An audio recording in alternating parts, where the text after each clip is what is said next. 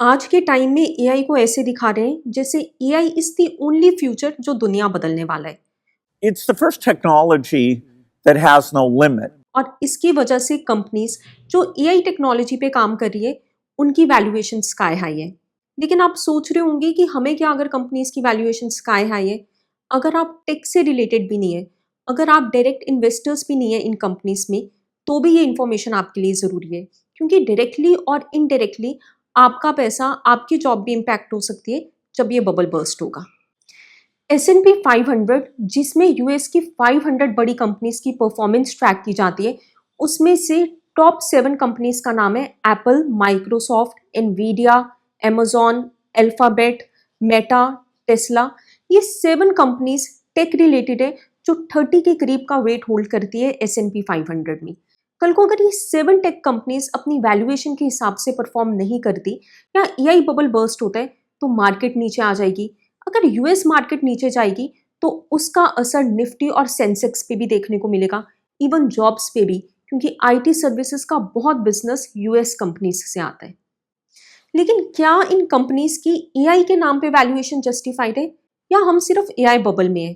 Bubble मतलब AI से जितना पैसा कमाया जा सकता है मार्केट उससे कहीं ज्यादा पहले ही मान चुकी है।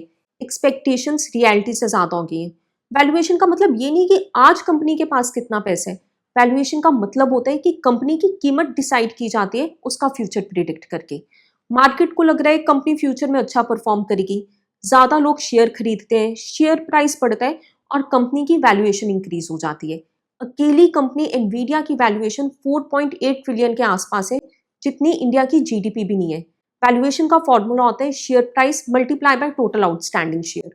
लोगों को लग रहा है एनवीडिया अच्छा परफॉर्म करेगी, एआई की हाइप बन रही है, उसका शेयर प्राइस बढ़ रहा है, जिससे उसकी वैल्यूएशन बढ़ रही है। बट क्वेश्चन आता है, क्या जितना प्रिडिक्ट किया जा रहा है वैसा कंपनीज अर्न कर रही हैं या कर पाएंगी अपनी वैल्यूएशन जस्टिफाई करने के लिए, या हम सिर्फ एआई बबल में है?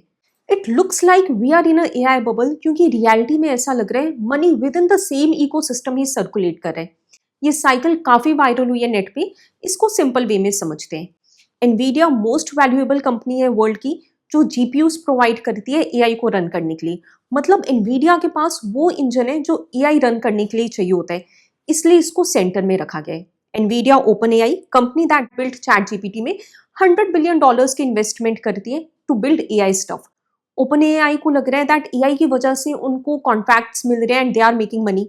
ओपन एआई क्लाउड कॉन्ट्रैक्ट करती है माइक्रोसॉफ्ट और एप्पल जैसी कंपनीज के साथ अपने एआई मॉडल्स को रन करने के लिए। अब माइक्रोसॉफ्ट और एप्पल को भी यही लग रहा है that they are making money. Microsoft और एप्पल जैसी कंपनीज एनवीडिया के पास चाहती है उनके जीपीयूज लेने, as they are getting more demand from OpenAI. अब एनवीडिया को भी लग रहा है कि उनके जीपीयूज की डिमांड बढ़ रही है और वो पैसा बना रहे हैं, जबकि अल्टीमेटली एनवीडिया का पैसा एनवीडिया के पास ही जा रहा है घूम फिर के। ए बी को 10 रुपए दे रहा है, बी सी को 10 रुपए दे रहा है और बाद में सी वही 10 रुपए ए को दे रहा है।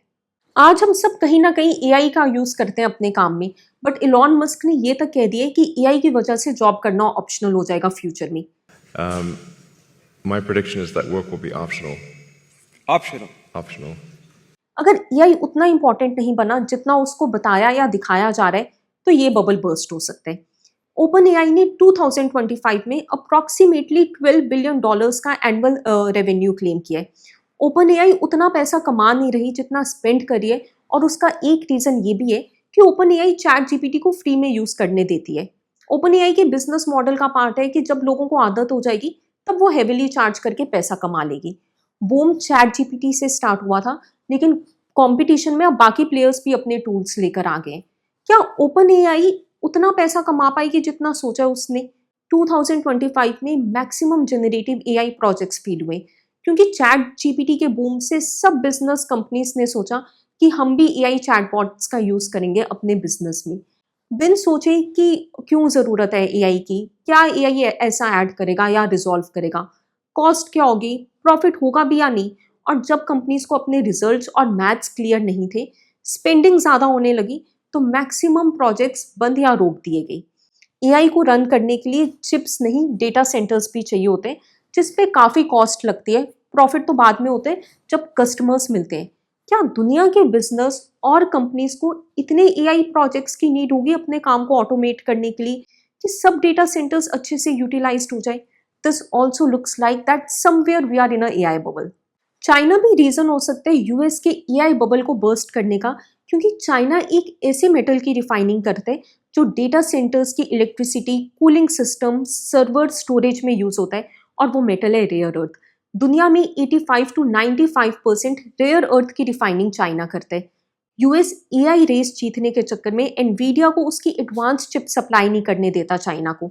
चाइना इसका जवाब दे सकते हैं यूएस को रेयर अर्थ ना सप्लाई करके, जिससे यूएस के एआई डेटा सेंटर्स के प्रोजेक्ट डिले हो सकते हैं, रुक सकते हैं, और फ्यूचर में चाइना चीप और अच्छे एआई प्रोडक्ट्स बना दे, जिससे लोग यूएस के एआई टूल्स उतने ना यूज करें जितना एआई कंपनीज ने प्रिडिक्ट किया है फ्यूचर को लेकर।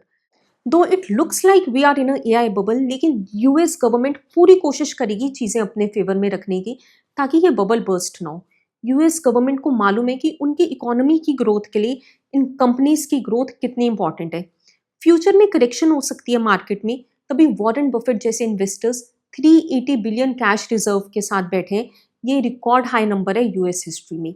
जब .com का बबल बर्स्ट हुआ था, ऐसा नहीं कि इंटरनेट इंडस्ट्रियल रेवोल्यूशन नहीं बना, मार्केट करेक्शन हुई और वही कंपनी सरवाइव कर पाई जो फंडामेंटली स्ट्रांग थी। सेम हम एआई को लेकर सोच सकते हैं। That's it for this video. This is Anisha Soni. Thank you for watching.